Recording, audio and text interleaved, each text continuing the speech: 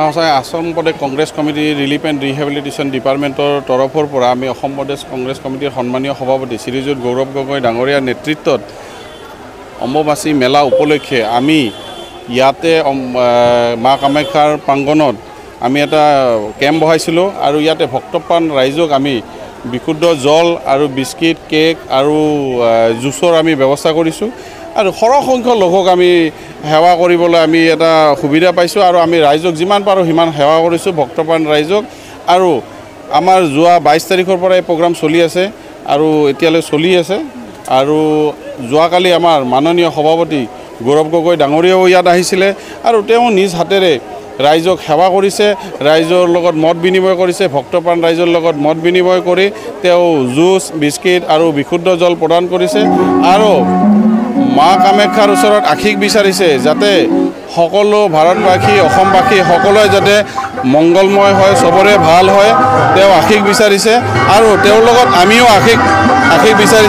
আশীষ বিচাৰিছোঁ যাতে সকলোৰে ভাল হয় আৰু অসম প্ৰদেশ কংগ্ৰেছ কমিটিৰ তৰফৰ পৰা আৰু এবাৰ মই মোৰ যিটো টিম মোৰ লগত যি কাম কৰি আছিলে সকলোকে মই ধন্যবাদ জ্ঞাপন কৰিছোঁ গৌৰৱ গগৈ ডাঙৰীয়াক ধন্যবাদ জ্ঞাপন কৰিছোঁ আৰু সকলো ভক্তবৃন্দ ৰাইজক মই ধন্যবাদ জ্ঞাপন কৰিছোঁ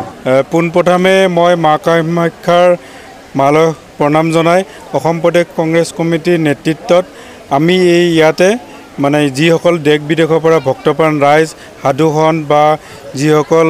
মাৰ শ্ৰী চৰণত সেৱা ল'বলৈ আহিছিল অম্বুবাচী মেলা উপলক্ষে আমি তেখেতসকলক বিশুদ্ধ খোৱা পানী জুচ বিস্কিট আৰু অন্যান্য খোৱা বস্তু আমি তেখেতসকলক মানে যোগান ধৰিছিলোঁ যিহেতু সকলো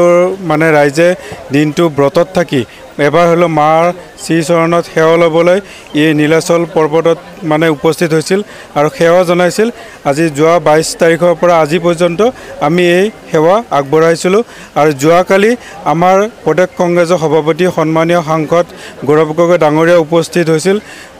বহুত মানে বেছিকৈ বৰষুণ হৈ আছিল তথাপিতো তেখেতে ইয়াত উপস্থিত হয় ৰাইজক তেখেতে আমি ইয়াত বিতৰণ কৰা যিখিনি পানী বা অন্যান্য যি সামগ্ৰী তেখেতেও বিতৰণ কৰিছিল আৰু মা শ্ৰীচৰণত সেৱা ল'বলৈ উপস্থিত হৈছিল যোৱাকালি আৰু এই সুযোগতে আমি অসম প্ৰদেশ কংগ্ৰেছ কমিটিৰ তৰফৰ পৰা মাৰ ওচৰত আশীৰ্বাদ বিচাৰিছোঁ যে দেশৰ উন্নতি হওক সুখ শান্তি সমৃদ্ধি বৃদ্ধি হওক আৰু সকলোৰে কল্যাণময় হওক তাৰে কামনা কৰিছিলোঁ ধন্যবাদ